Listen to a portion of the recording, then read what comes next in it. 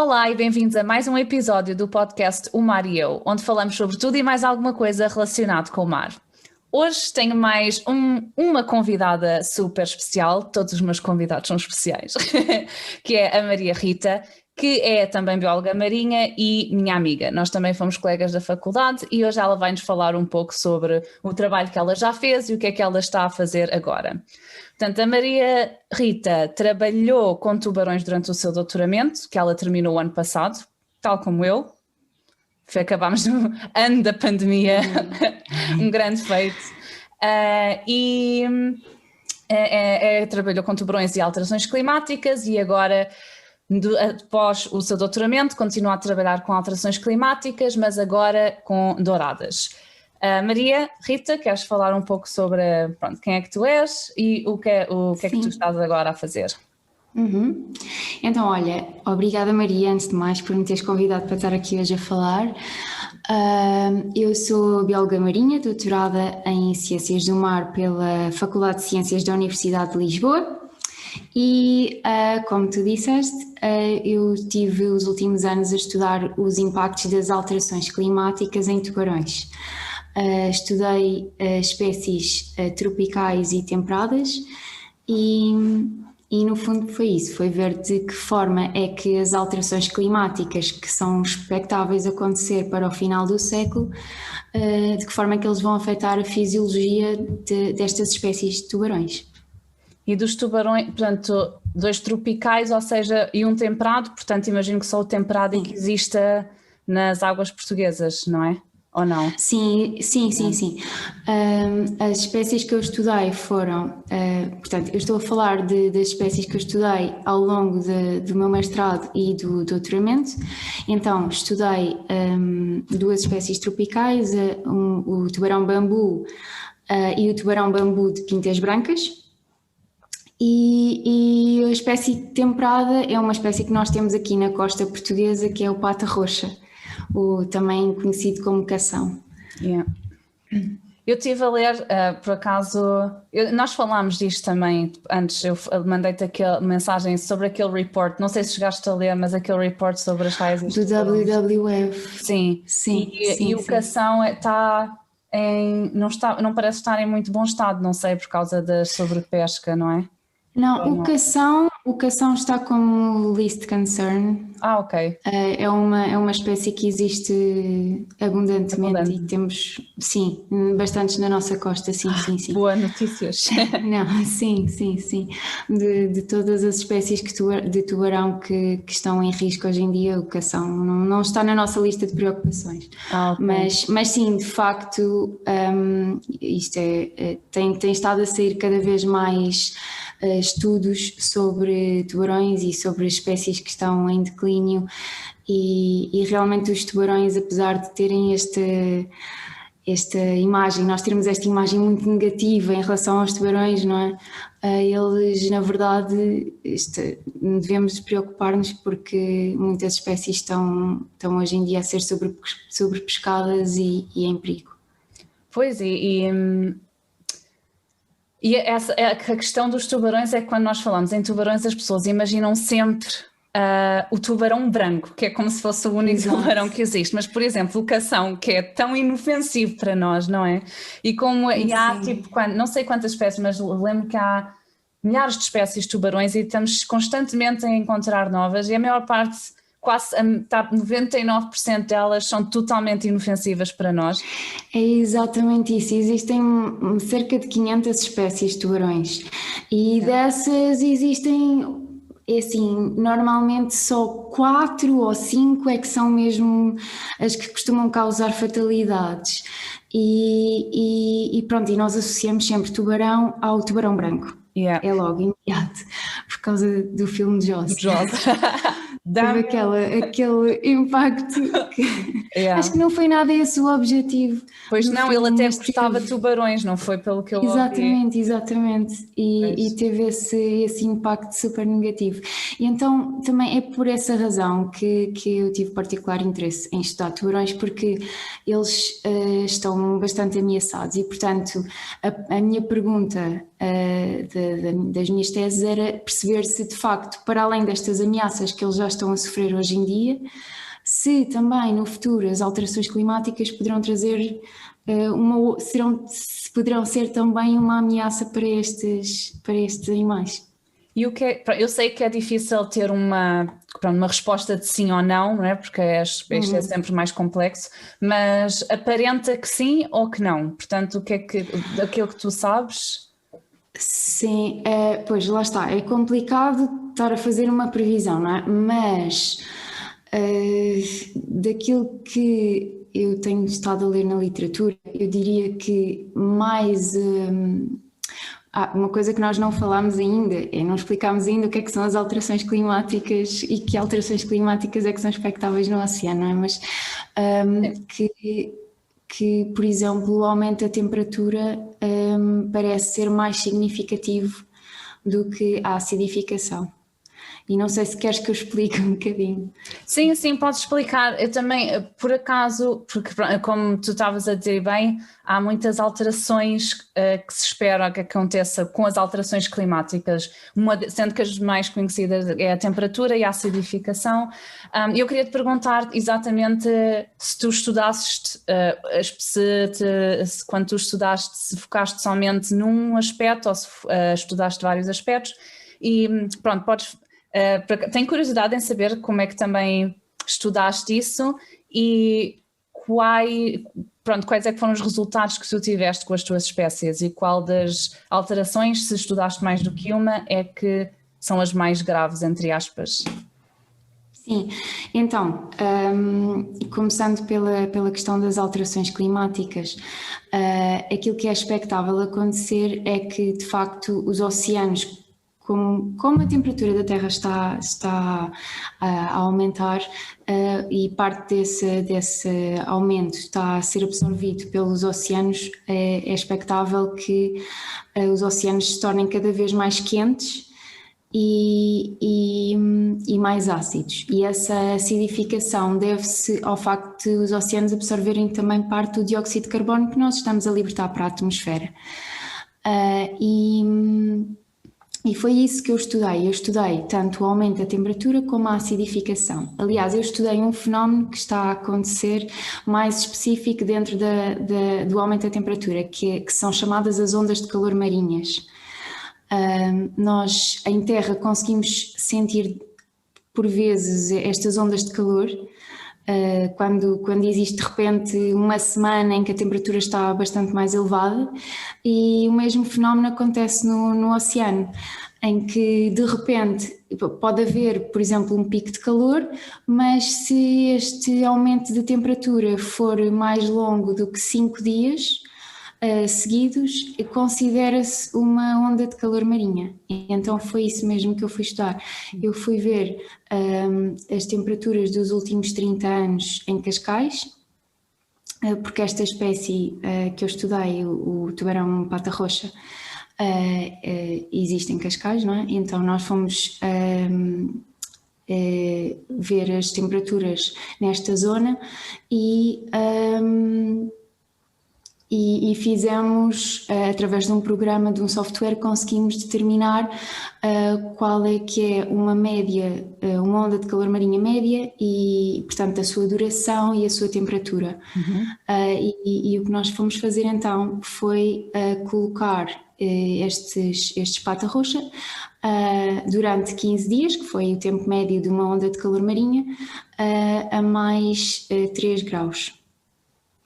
Que é considerada uma onda de calor, é uma onda de calor de categoria 2, porque as ondas de calor também têm categorias, foram classificadas um bocadinho como os furacões, para se conseguirem, no fundo, categorizar, não é?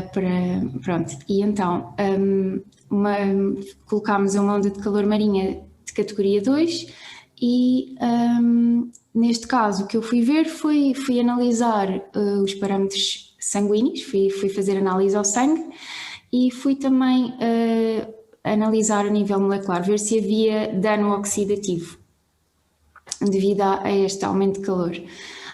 E num outro estudo que eu fiz foi ver os efeitos da acidificação também nesta espécie. E o que eu vi de facto foi que houve uma alteração com o aumento de calor, mas que não houve alterações com a acidificação.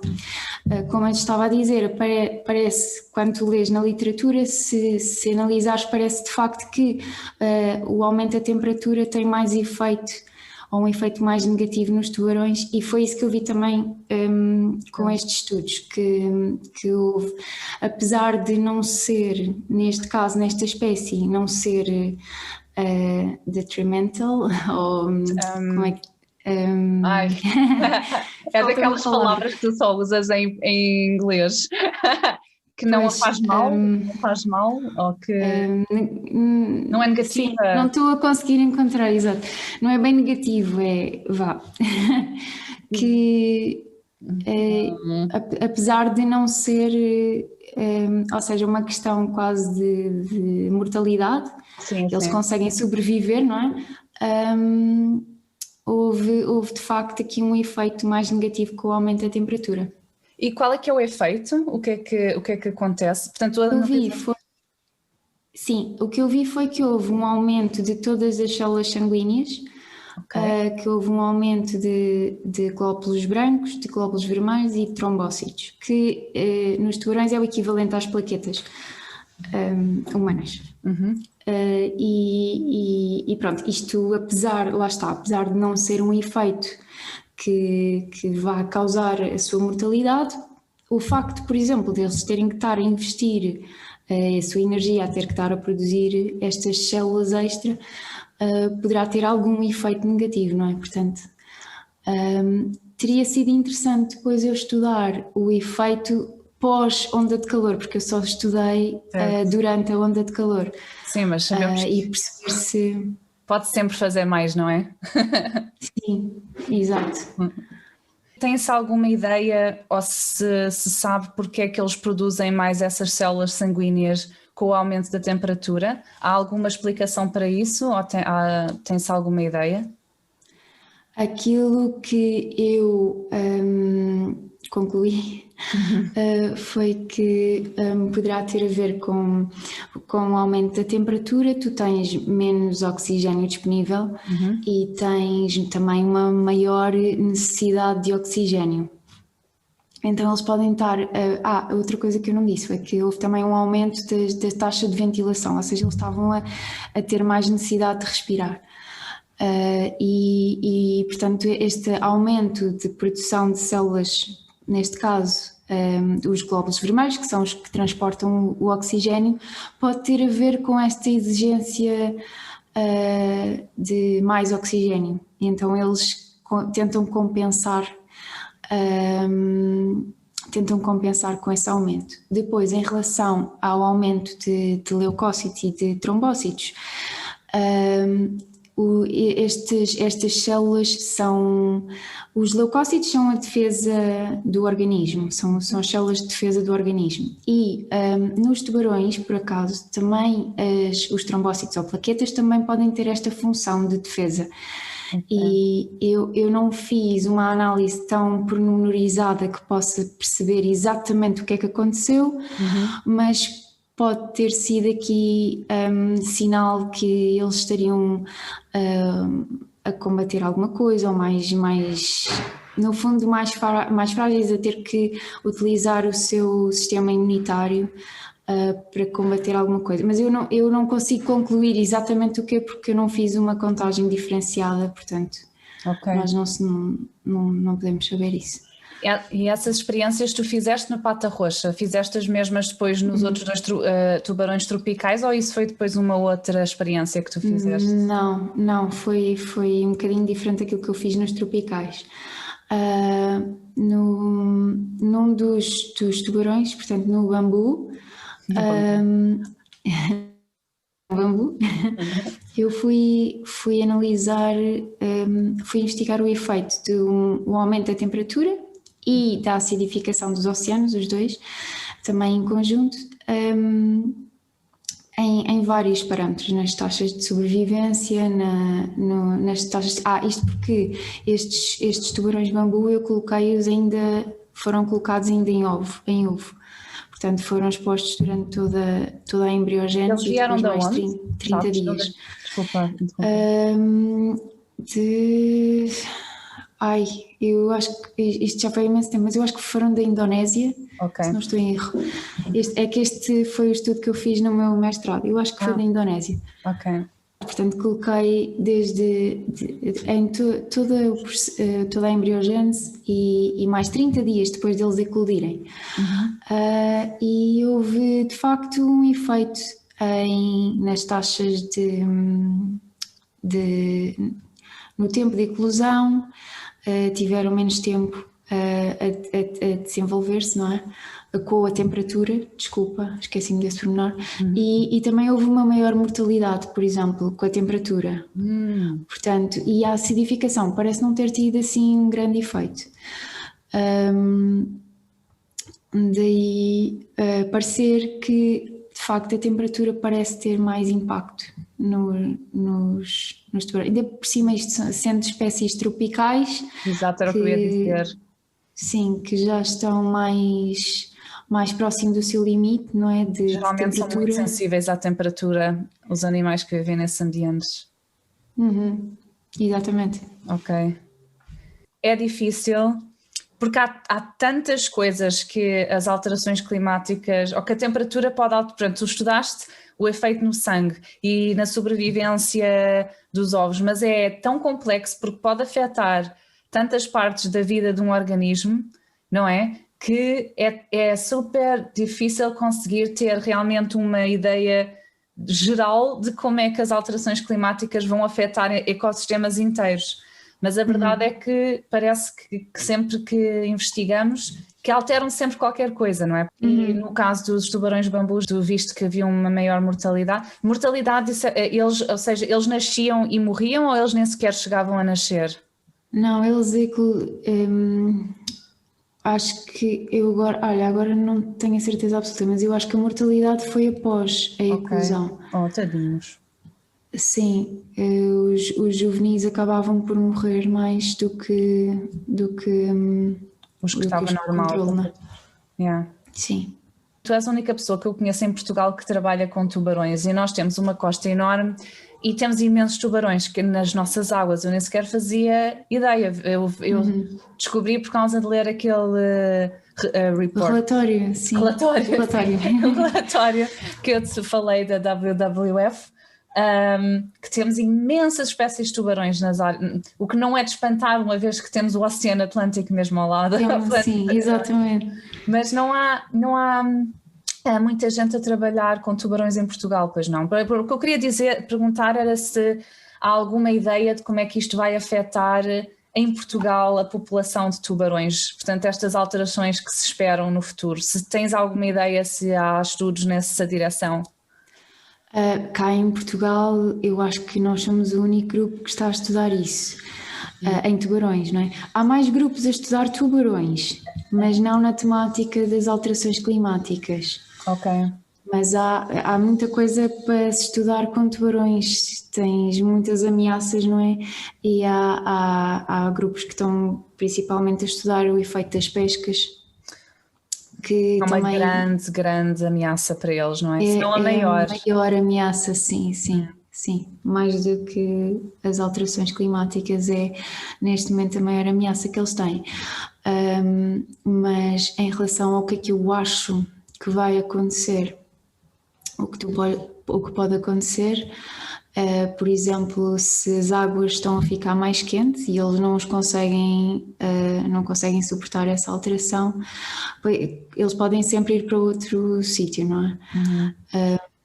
Só que sendo global, se houver um grande aumento, só que depois uma das consequências é que águas mais frias também absorvem mais dióxido de carbono, então Depois há, mas pronto, como em princípio eles também não serão tão afetados pela acidificação, Sim. pode ser que fiquem todos. Mudem só para um sítio mais frio. Sim. Isso é um grande, acho que quem trabalha com alterações climáticas e a nível de ecossistemas é uma das grandes conversas, é o facto de haver esta migração de espécies para outros sítios, exatamente para tentarem contrariar este aumento nas temperaturas onde eles estão. E é quase impossível prever se realmente esta migração acontecer, o que é que vai acontecer aos ecossistemas que já existem, porque foram ecossistemas que demoraram milhares, milhões, se não milhões de anos a encontrar um equilíbrio. Exatamente. É tudo super complexo, mas também, pronto, do ponto de vista da ciência é fascinante ver como é que tudo está interligado de certa forma. Ok, tu trabalhaste com os tubarões durante o teu mestrado e o doutoramento, mas tu estavas-me a dizer que... estavas-me a dizer que agora trabalhas com douradas no mar, que eu nem Sim, no mar, exatamente.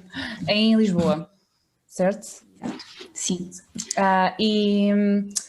No Laboratório Marítimo da Guia.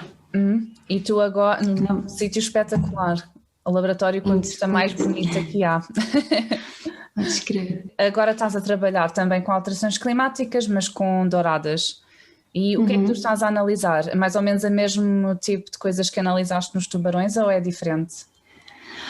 Sim, pronto, é um bocadinho diferente porque neste caso o que nós estamos a ver é efeitos transgeracionais.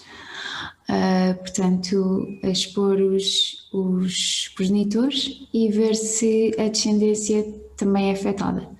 E neste momento estamos a ver o efeito do aumento da temperatura. E já estás à frente o suficiente para ter resultados ou ainda não? Ainda não. Okay. Ainda não estamos nessa fase, mas tenho estado também, lá está, a fazer análises ao sangue, por isso essa análise da fisiologia é um bocadinho semelhante. E é isso que eu tenho estado a fazer. Mas ainda estamos a analisar. Neste momento, olha, para a semana vou começar a analisar ao microscópio os esfregaços que tivemos a fazer, por isso não sei mesmo dizer. Ok, ainda não tem resultados nenhuns. Ok. Não, isso é importante, não é? Porque nós comemos, ou em Portugal come-se muita dourada pronto, é um peixe importante a nível do ecossistema também, há muito ao longo de Portugal, por exemplo. E neste caso, isso que tu estavas a dizer, porque estás a estudar os efeitos das alterações climáticas na dourada, imaginemos, nós não sabemos ainda, mas imaginemos que tem um efeito negativo e que elas crescem menos ou sobrevivem menos, isso vai afetar no futuro também, por exemplo, a comunidade pesqueira e, consequentemente, a economia. Portanto, é importante também... Não sei porque é que eu estou agora nesta divagação, mas lembrei-me, acho que isto é um exemplo ótimo para o qual é importante, estou aqui um bocado a pregar, mas é importante fazer ciência em combinação com a população e com as políticas e com isso tudo. Desculpa. A ideia mesmo deste projeto é estudar exatamente espécies que são comercializadas, não é? Espécies de peixes comerciais, como é o caso da dourada, não é?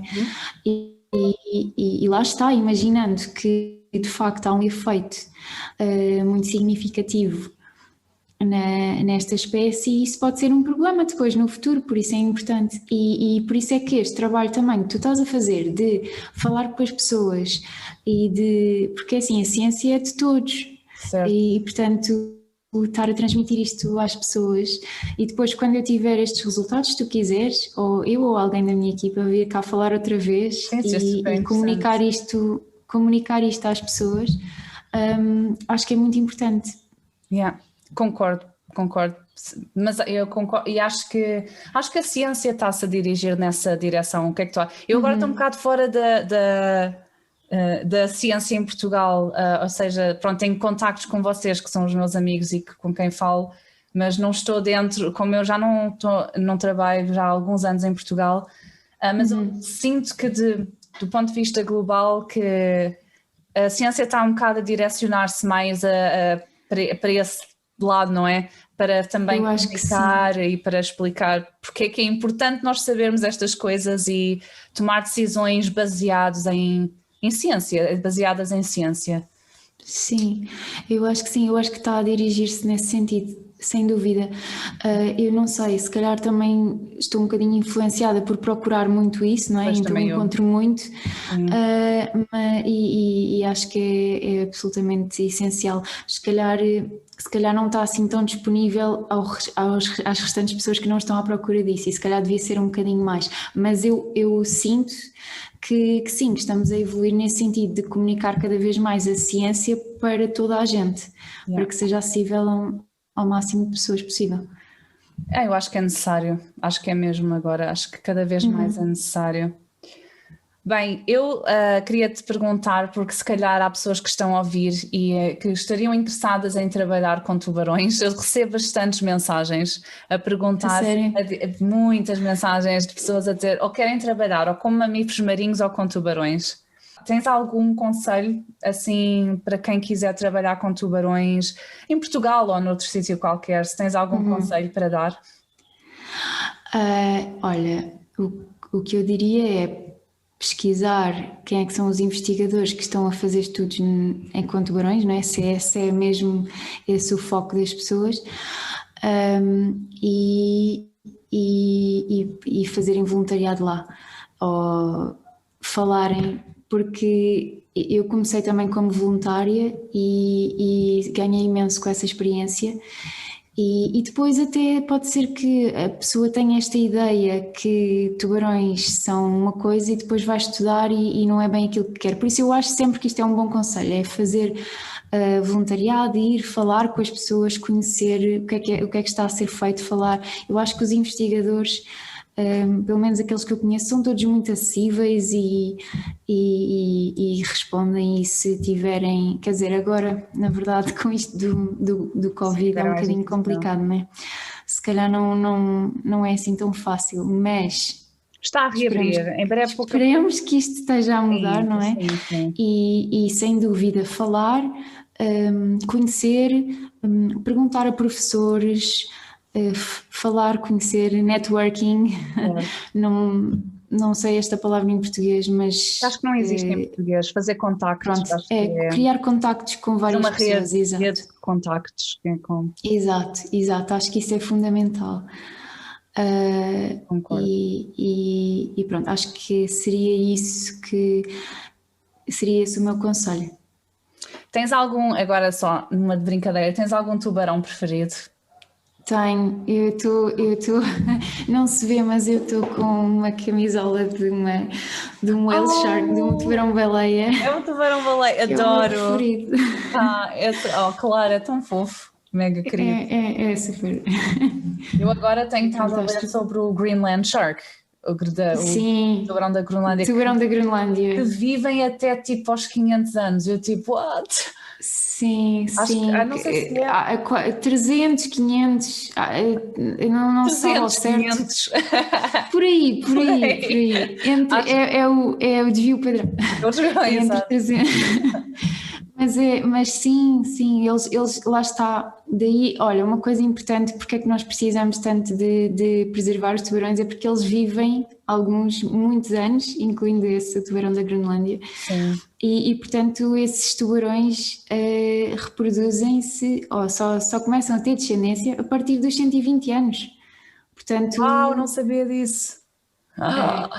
Imagina se eles vivem até aos 400, 500 anos, só se começam a reproduzir muito mais a partir dos 100 anos. Portanto, nem nós vivemos isso tudo. Sim. Consegues explicar porque é que os tubarões são importantes num ecossistema? Sim, olha, eles têm muitos papéis importantes para um ecossistema. Como eles surgiram há tanto tempo, não sei se as pessoas também têm noção disto, eles surgiram antes dos dinossauros, antes das árvores sequer, portanto eles são super antigos e têm tido imenso sucesso. Portanto, eles praticamente não mudaram muito desde que surgiram e eles são uma peça muito importante nos ecossistemas porque têm várias funções. Por exemplo, eles são até chamados de médicos dos oceanos, porque eles, ao alimentarem-se das presas mais fáceis, que são, por exemplo, os peixes que estão mais doentes ou que estão mais feridos, eles acabam por fazer com que as populações de peixes que sobrevivem sejam mais saudáveis. E isso é um papel bastante importante. Depois, eles fazem também várias migrações e acabam por...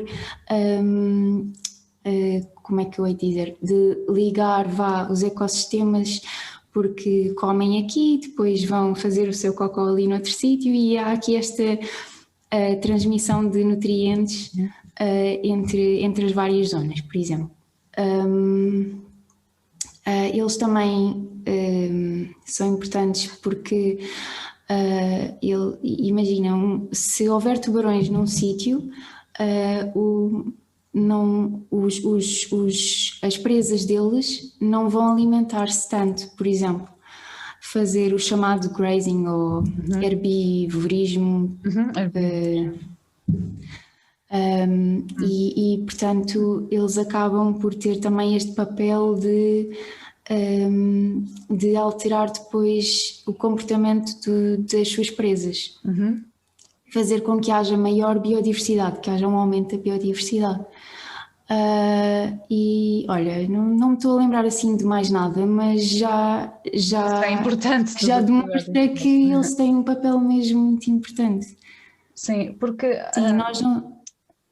Lá está, é o que nós estávamos a dizer há bocado, não é? Estes ecossistemas desenvolveram-se ao longo de milhares de anos e eles fazem parte desse balanço, portanto, e eles são uma parte muito importante porque há muitos tubarões, e esperemos que continuem a haver muitos tubarões, não só tubarões brancos e tigres, e mesmo, nós estávamos a dizer, mesmo esses que causam fatalidades, ou aqueles que nós conhecemos porque causam fatalidades, é raríssimo que causem fatalidades, não é? Sim, portanto, então é mais provável uma pessoa que esteja no oceano afogar-se do que ser mordida e morta por um tubarão, portanto... Pois, exato. É muito raro, é muito raro.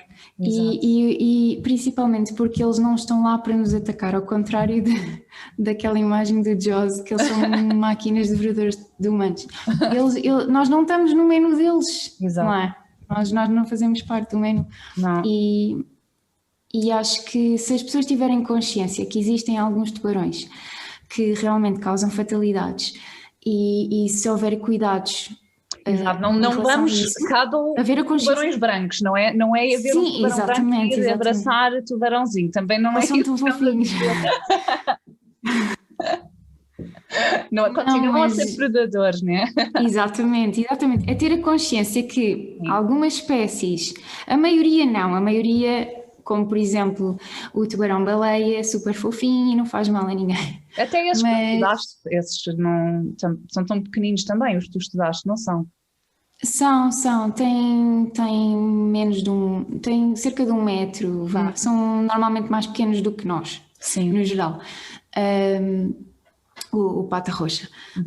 Mas sim, se nós tivermos a consciência que temos que os respeitar porque eles estão no seu habitat, são importantes no seu habitat e temos que os respeitar e termos cuidados de saber, por exemplo, se eu se calhar vou nadar numa zona que costuma haver alguns ataques,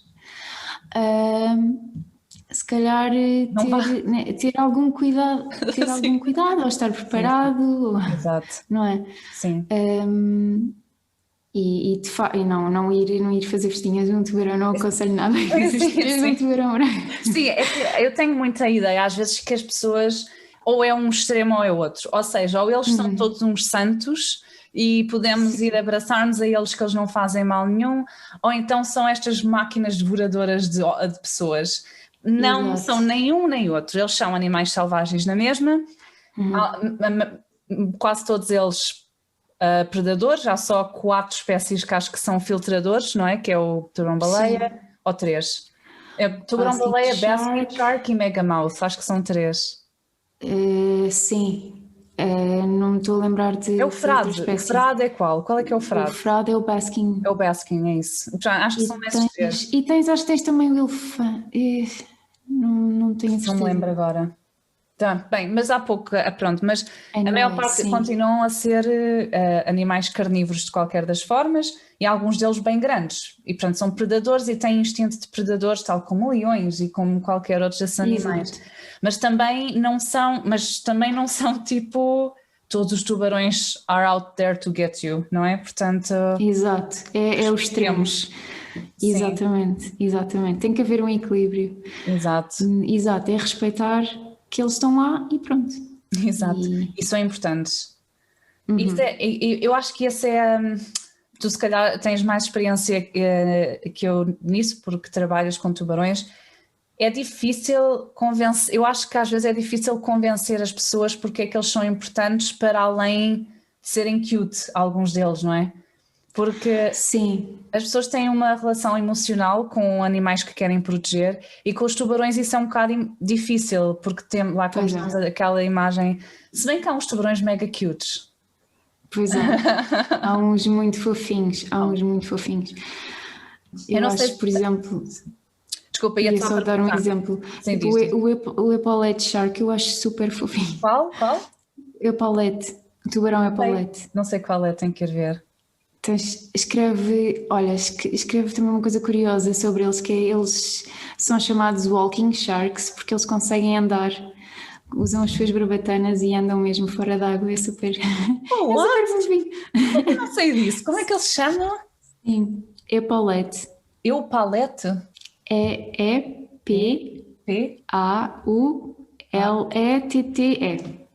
Epaulette. Epaulet.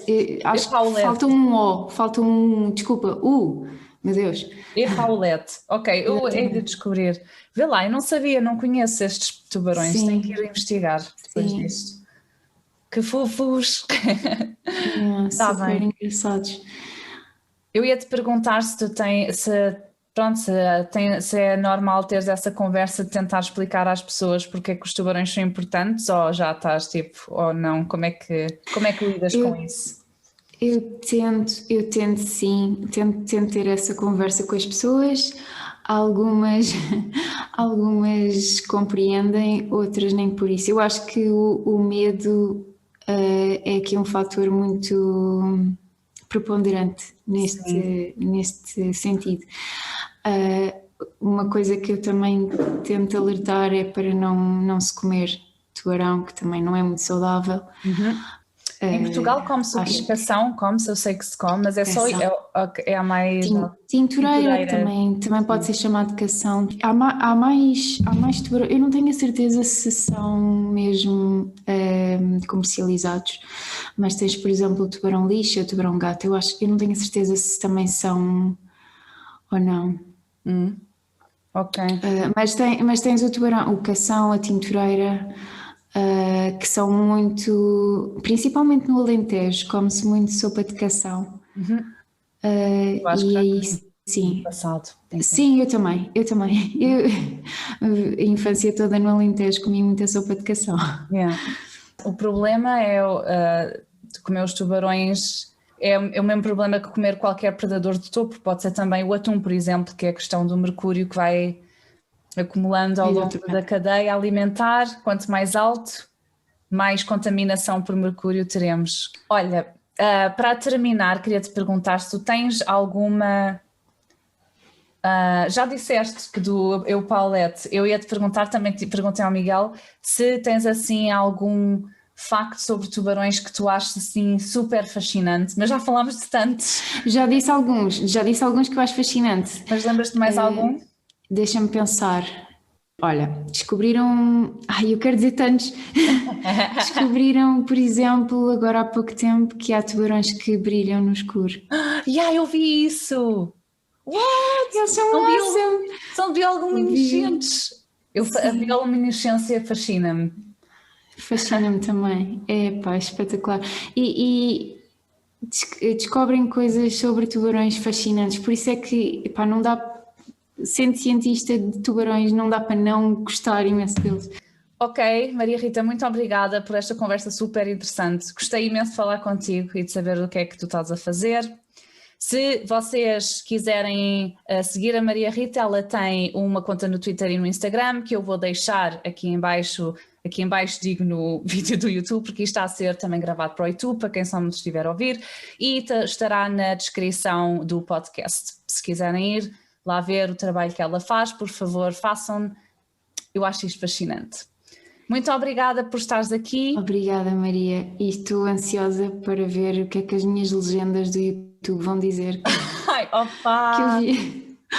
E do Miguel tanto, não estás a perceber.